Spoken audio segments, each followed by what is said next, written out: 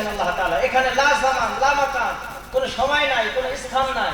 আল্লাহ তাআলা সময় থেকে, স্থান থেকে, সবকিছু থেকে পাক।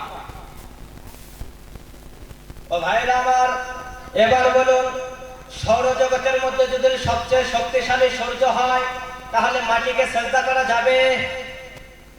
সৌরজগতের মধ্যে যদি সবচেয়ে শক্তিশালী সূর্য হয়, যাকে কেন্দ্র করে পুরো গ্রহ, উপগ্রহ, ধূলিকণা, বালিকণা, ছোট ছোট পাথর সব ঘুরছে, তাহলে মাটিকে কেন সিজদা দিবেন? সিজদা দেওয়ার উচিত সূর্যকে, কেননা সূর্য সবচেয়ে বেশি শক্তিশালী এখানে। আবার সূর্যকে কেন দিবেন? কেননা সূর্যের চেয়ে তো তারকাগুলো, গ্যালাক্সিগুলো এর চেয়েও বিশাল। আবার গ্যালাক্সিগুলো তারকাগুলোর কেন দিবেন? এর চেয়েও তো মহাকাশের চেয়েও বিশাল। আবার মহাকাশকে কেন করবেন সিজদা?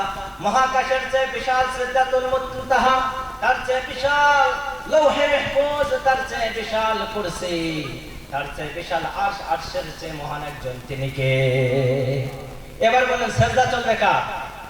সিজদা চলবে কার? আল্লাহ ব্যতীত কেউ আছে যার সিজদা করা যাবে? এজন্য কবরে যে, মাজারে যে সিজদা করা যাবে না। কবরে মাজারে যে কি সিজদা করবে?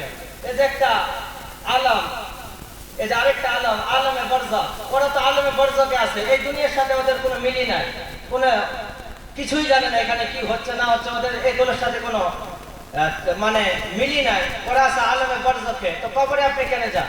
কবরে যে আপনি সিজদা দেন, চিন্তা করেন তো, সেখানে যদি কোনো কাফের, মুশরিক, বেঈমান শুয়ে থাকে, তাহলে ওর আযাবের চিৎকার কে শুনে? আপনারটা কি শুনবে? আর যদি আসলে কোনো প্রকৃত মুমিন শুয়ে থাকে, তাহলে তো সে জান্নাতের ঘুম দিয়েছে। কিয়ামত পর্যন্ত যতক্ষণ হযরত ইসরাফিল আলাইহিস সালাতু ওয়াস সালাম সিংহায় ফুঁক দিবে না, ততক্ষণ ওর চোখ খুলবে